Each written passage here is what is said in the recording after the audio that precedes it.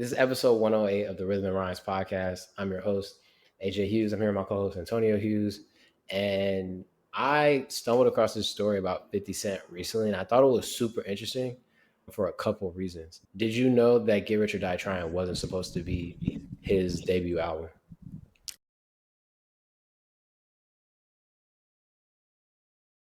I did not know that. That's new information to me.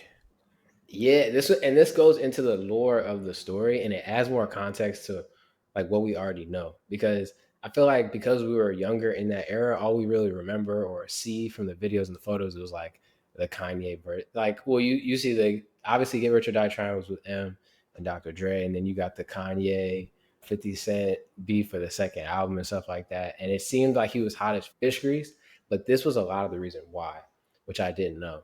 So 50 Cent was actually signed to Columbia Records in 1999, which was 3 years before Get Rich or Die Trying. And he had recorded his album called Power of the Dollar, and it was supposed to be his major label debut. How to Rob, which I'm pretty sure you've heard, was on there. Thug Love with Destiny's Child was on there. A song called Ghetto Quran was on there, which is important to the story.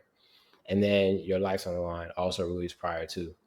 So everybody knows How to Rob was the controversial song. We threw shots at everybody. But right now, what I've seen him allude to and other people allude to online was that there was a verse where he mentioned a specific set of people in a gang on the Ghetto Quran, and that is allegedly linked to his shooting, the shooting of that's obviously like his superhero origin story. You know what I'm saying? He got shot 9 times, he comes back, and that sort of makes the story of the album. But after he got shot, he was essentially like blackballed in the industry. Nobody really wanted to work with him. After he recovered in 2000, 2001, and early 2002, until he met Eminem and Dr. Dre. They gave him the second chance that he was looking for when he was blackballed. Like he wasn't supposed to really have a career after that. And I thought that was so interesting because it does, in this era, it feels like people just pop up. But in reality, 50 Cent had been rapping for 10 years before Get Rich or Die Trying. And his debut album never officially came out. Power of the Dollar never officially released anywhere. You can find it online, but like streaming platforms and stuff like that, there's no legitimate album out. Yeah, I always thought that kind of, I'll call it a phenomenon of an artist being like new to the scene, but like not new to us almost is always crazy. Like I always think about like different artists who have gotten there. And I think that became really prevalent with something like the XXL list. Like I think you would see people on the XXL list who like we knew about this artist. They've been popping. They've been had a few songs, and we're not just now hearing about them. Like the masses have heard about them, the core fans have heard about them, but now they're new to everybody else. So I always think that's interesting, and I also think it's interesting just thinking about those unreleased projects, like some that I was sitting here looking up trying to figure out which ones that I wish I would have got. Like Yandi was in. It was supposed to come out in Oh, 2018. You remember that? Yeah, the Kanye yeah. album. The Unreleased, the collaborative album between J. Cole and Kendrick. Chance. Everybody talked about Oh, that. I thought you were gonna say Chance and a good ass rap. Good ass, what was it? Good ass rap. Chance and Kanye. I Yeah, was that would have excited for been that. good. I was excited for that. That shit never came out. Yeah, no, I think we're gonna be feeling like this about the fall off, you think so? bro. I don't know if we ever gonna get the fall off, bro. J. Cole I has think literally fallen off the face of a cliff. We ain't even getting this a boy. We ain't even getting this. We ain't even getting this a boy. I think 2026 is the year. I feel like niggas was sitting back after all that stuff. Obviously, people been talking about J. Cole, telling him like, you're not the one no more. You bowed out. So I think maybe he was sitting here loading up, rewriting a lot of songs and all this stuff. Like when that tape came out where he sat there and tried to diss Kendrick or do whatever, there was a bunch of songs in there where you could hear that these were old songs. You could hear that they were old verses where he was sitting here talking about certain people, like throwing certain shots. And I feel like maybe he had to go do that with this new album, is go back and take out some of those lines or change them up, or maybe he just wanted to come back at y'all harder. I'm not counting J. Cole out. If we don't get it, we don't get it. But I don't know. I still think the boy, bro, the boy. He's not the boy. We Not know the who the boy. boy is. We know who the boy is. Nah, that's crazy. Other than that, man, I did want to get into OpenAI working on a generative AI tool. I thought that was an interesting topic. Basically, they're now valued at $500 billion. And let's stop here. Explain valuation to me more clearly because I don't understand how they're valued. Who values? How do they determine value? Do you believe this value is value made up?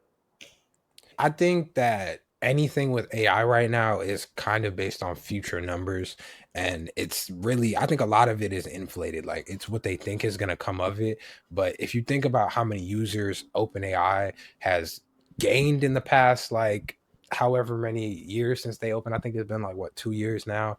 But 2 3 years, yeah. basically, yeah, about 2 years. But it's basically just like saying where something's fair value is. Like if a company was bought today, this is what the valuation of it would be. This is what the value of it would be. This is what people would pay for it. This could be like, it could be a bunch of different things, really based on like cash flows, comparable company analysis, things like that, like transaction analysis, things like their mergers and acquisitions. It's based on a bunch of different factors, but it's basically just what a company is worth if they were just, let's just say what a company would be worth if they were just sold on the open market.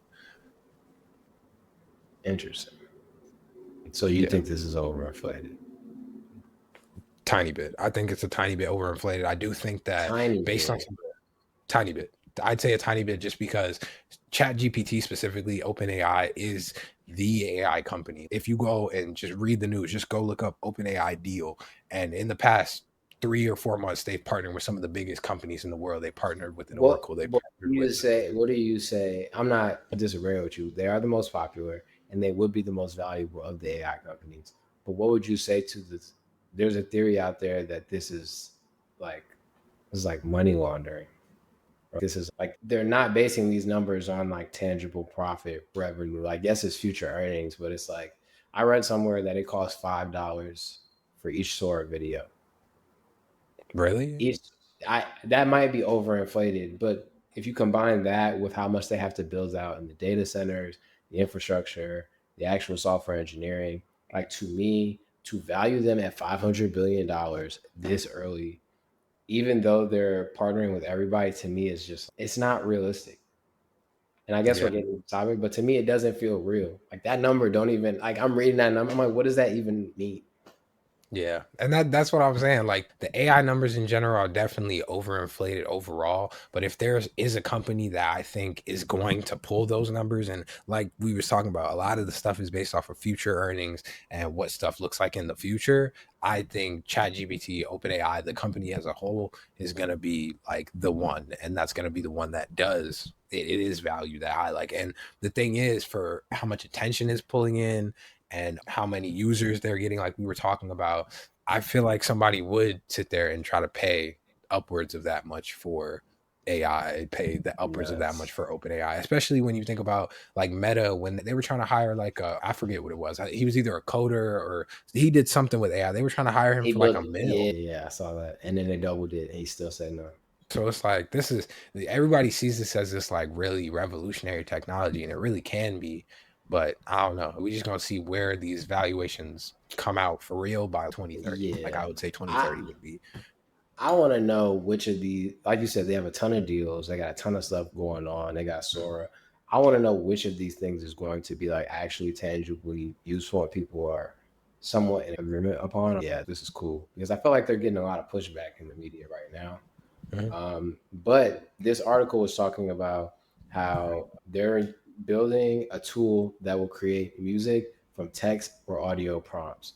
They're working with OpenAI. OpenAI is working with Juilliard Music with the students annotating music scores to create training data.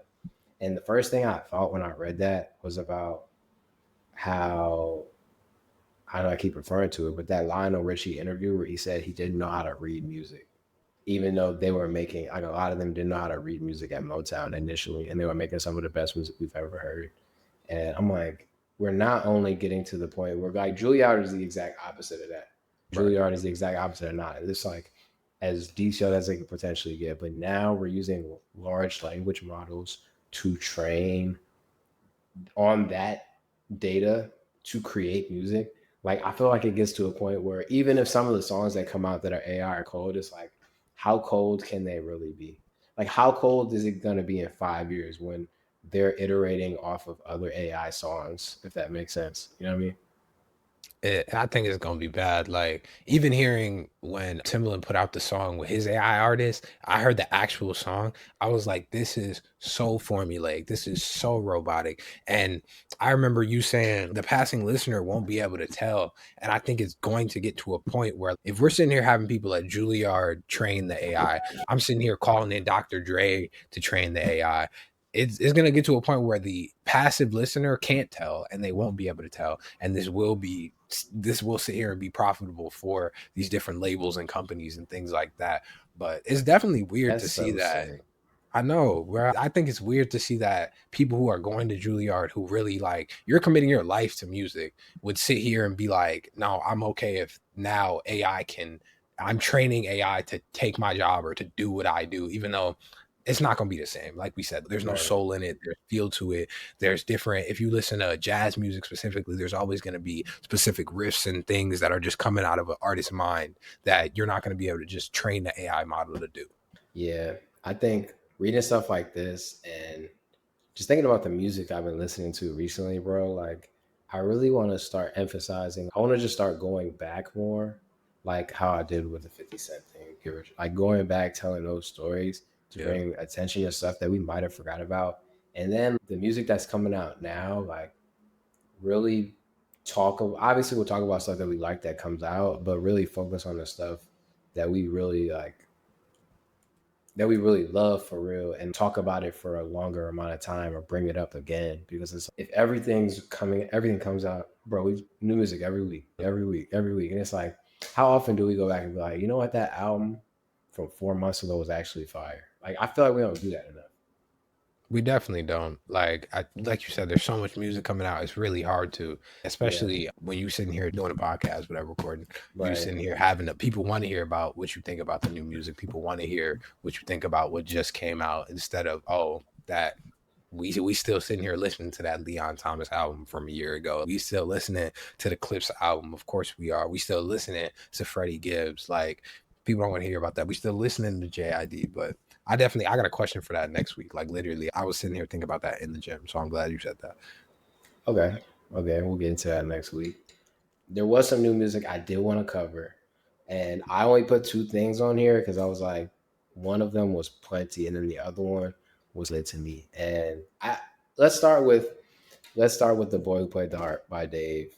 Mm. He put this project out. I've been waiting on this for a minute. I feel like it was a nice little month rollout. Like he let us know about a month ago. He did like his collab. He did the release of the photos and the track list, and then the album was out. I don't feel like it was really drawn out. It was 10 songs, 47 minutes and 48 seconds. The features were James Blake, Jim Legacy, Kano, Thames. What'd you think? What were your thoughts? This album to me sounded like Dave is in love or something. I don't know. It was a little slow. Like it Yeah. came out a little different than what I was expecting. I don't know if I was expecting like Titanium Dave or if I was expecting like, a different type of Dave here. But I think this album was okay. Like just for me personally, I don't think it's something I'm gonna go back to heavily. I did like the songs with James Blake. Both of them were pretty good to me. I also like the song with Thames a lot. I think those are three that I would really be going back to. But I don't know. Just not something I think was, and maybe it just didn't hear my ear right the first time. Have you heard the first two Dave projects? Yeah, yeah, I heard a lot of them. Which one did you like more? Hold on. I want to make sure I get You names right. I got don't want to sit there and. we're all alone in this together. And then you got, dang, why am I forgetting the name of that first album right now? Psychodrama. Psychodrama. I think I liked We're All Alone This Together better. I think that was my, outside of what song is on there. Psycho is the opening track there, but that was probably the first song I heard from Dave. But I think that I just liked We're All Alone This Together. I think it had a little more like togetherness in my opinion. That's interesting because I think what I will say off the initial listen, thinking about my initial listens to the last album, I don't like it as much off initial listen.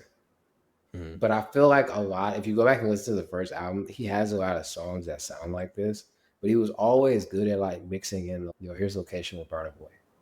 Right. You know what I'm saying? Here's Clash with Storms. You can take that.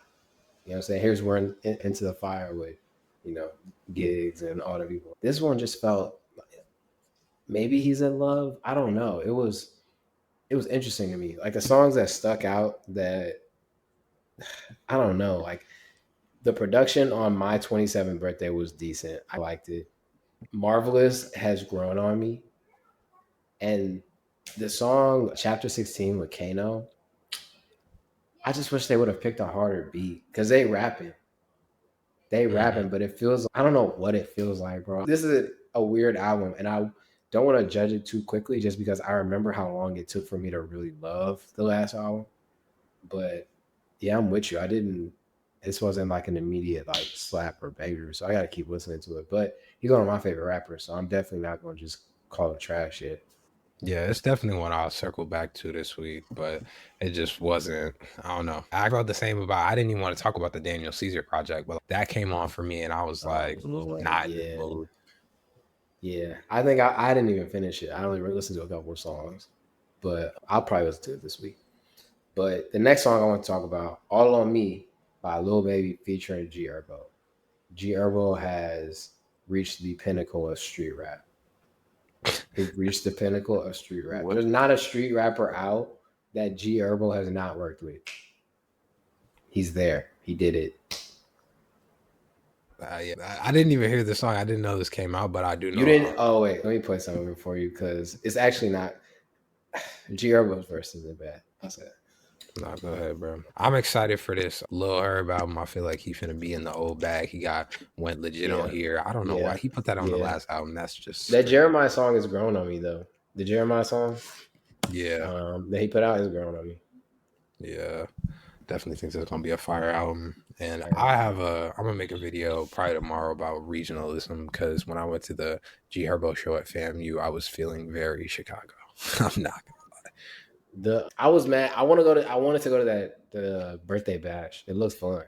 Yeah, he brought out a bunch of people. He even brought out Moneybagg Yo. That's yeah. He brought out 21 Savage, Naruto Wig, Polo G. Brought out everybody. Meek Mill, Yeah, bro. I wish I would have went. I don't know why I didn't go. Hustler. I lost 7 figures, but now I got 8. Because you talk, bro. Go listen to this whole song and tell me he didn't. Tell me he didn't watch Lil Baby. I'm gonna go listen to it because, bro, something I be thinking about all the time is like, did Lil Baby really fall off, or was his time really just a moment for niggas? Like, It was a niggas, I feel moment. like he's not rapping that much different than a lot of his old stuff. But that's what I'm. It's a moment. That's my thing. Like, all right, perfect example. How often you go listen to Soldier Boy? Not often. It come on, like the right songs come on at the right function. I hit it. I'm never like I hop in the car. You never heard me say, "Yo, that new Soldier Boy." It was a moment. It was a moment, and the same thing with Lil Baby. Same thing. Come on today, freestyle. Come. I was sing it too, but then the moment's over. I was just glad the beat was hard, and he got G Herbo. G Herbo has collected all of the gang rapper Infinity Stones. That's what I think. He did it. That's all I really wanted to say. That's real, bro. All right. Tell me about this Hit Boy and Alchemist project, bro. I seen it. It's on my to-do list, but I haven't heard it yet. So tell me what you think of it. I thought this was very interesting. What's it called, too, by the way? Oh, it's called Goldfish. So Goldfish by Hit Boy and Alchemist. 15 songs, 49 minutes. Definitely, it's not a tough listen at all. You know the beats are going to be crazy. Two of the best producers of our time sitting here making an album together. I thought the features also made a lot of sense. Like them grabbing Conway, them grabbing Havoc, them grabbing Boldy James, Jay Worthy made a lot of sense to me.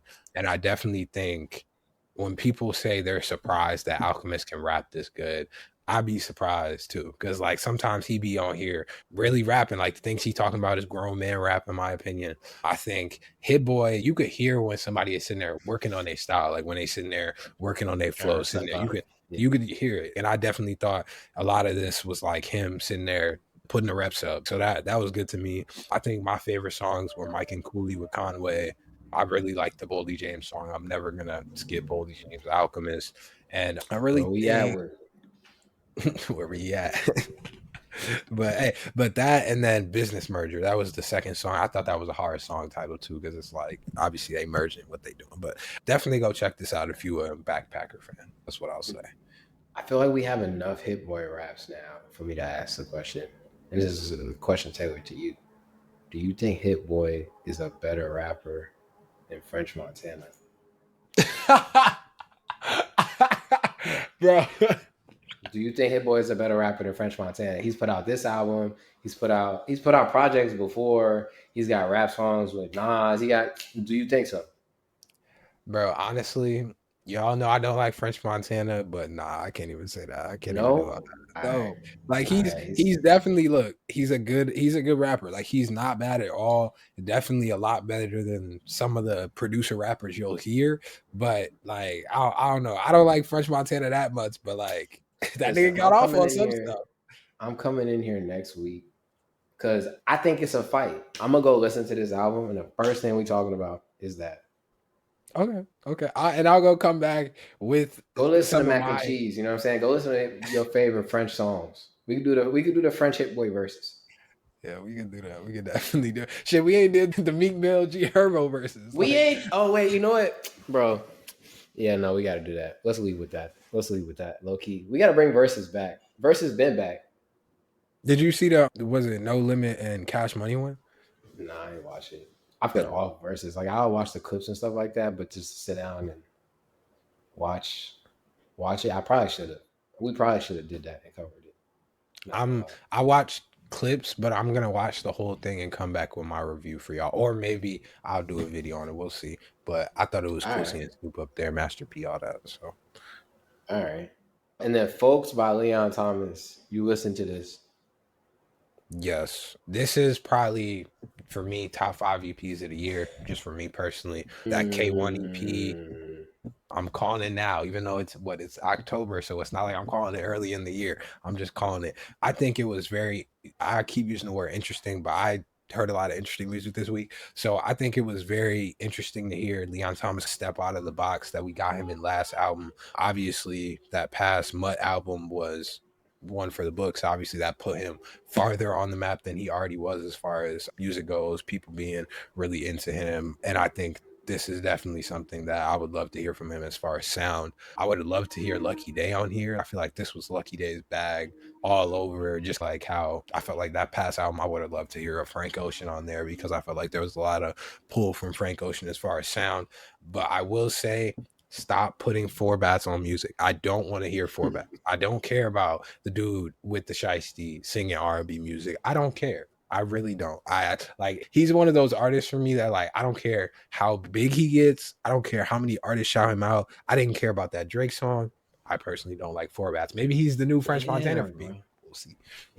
That is crazy, bro. When you think about it, it's been a bunch of people who got a Drake verse, and the Drake verse ain't do nothing. Did Like not it matter. did something for the song, but then it was like, yo, what happened to Roy Woods? What happened to McConan? What is McConan Block Boy working. JB doing right now? McConan working at the taco spot, bro. Like Bro, that's crazy. But yeah, shout out Leon Thomas. I think it's dope that I felt to me listening to this, my thought was like, oh, he got a lot of ideas. That's what it really sounded like to me. Where it's just now it feels like he can just do whatever he wants. You know what I'm saying? Because initially when artists are trying to get on and figure it out, I feel like they try a lot of different things, trying to figure out like how to get people to listen to them. But it feels like now he knows people are listening to them. He's like, I'm about to do this fucking shit real quick, you know, which I enjoyed it. So shout out to him. I did also want to say, Odile got a song with Wale coming out, and it sounded crazy. It sounded kind of crazy. It's gonna be on the Wale album, I think. I didn't even, bro. I'm mad because Odile coming to Chicago tomorrow, and one, I didn't know about it until Saturday, so I had other expenses planned out for this week. But two, it's just damn, bro. He here. I could have seen it, How but much is I'm it? just. It's. I think it's 60, 70, but I got other stuff to pay for, bro. Yeah, it's not terrible, but it's yeah, I know what you mean. Oh wait. Yeah. Yeah, I know what you mean. I know what you mean. But yeah, no, this year I've already accepted this year is a dud. Like the rest of the year is a dud. But we back next year. I have no choice. I'm about to buy. I don't even know, bro. If I gotta crawl across the finish line, Jan 1 has to be different. You know what I'm saying? But anyway, what music do you want to recommend to the people? I got some interesting ones this week. But Okay. I got a couple for y'all. Blackout by DMX, Jay-Z, and the Locks. I heard this while I was in the gym. Let me tell you something. Jada Kiss. Now you might see me in a Jag truck, masked up, even with a dime or a Hey, double tell R him, AJ. with the matching bandana. I forget. I gotta hit that right there.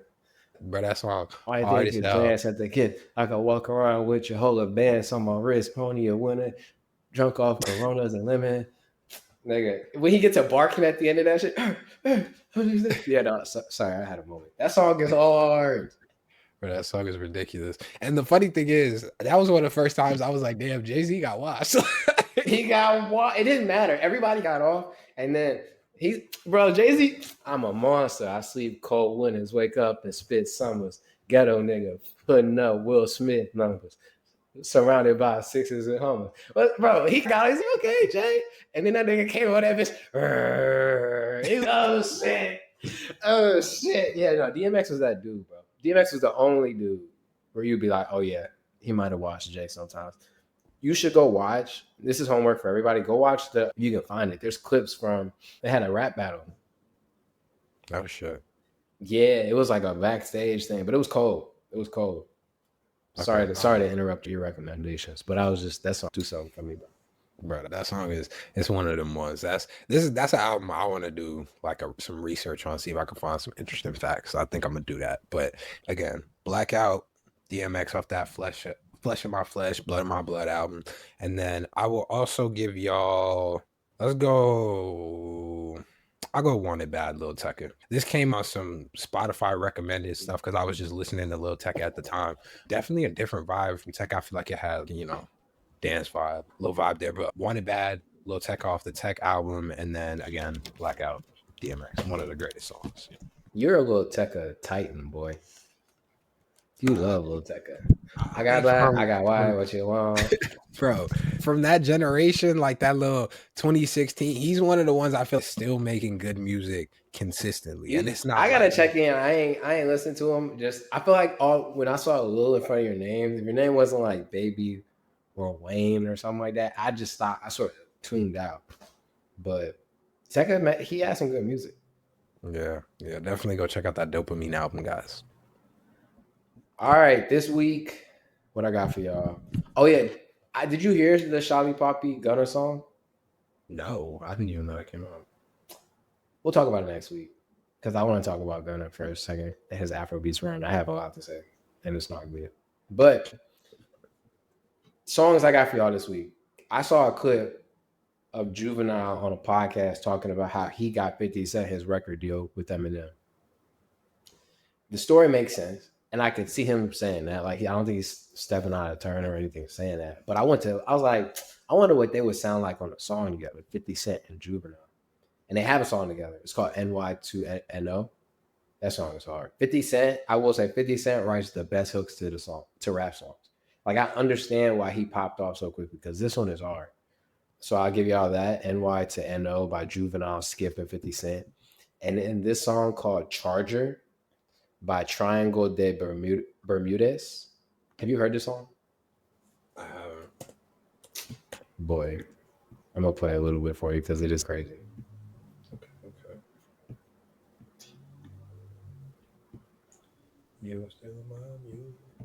All these ads, bro. I need to get premium again. On what?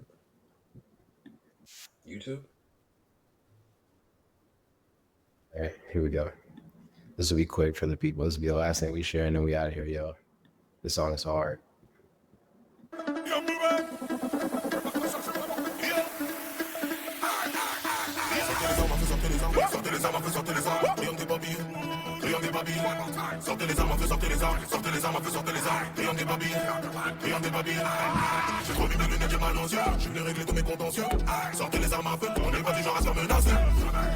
Sortez les armes à feu, sortez les armes, sortez les armes à feu, sortez les armes, sortez les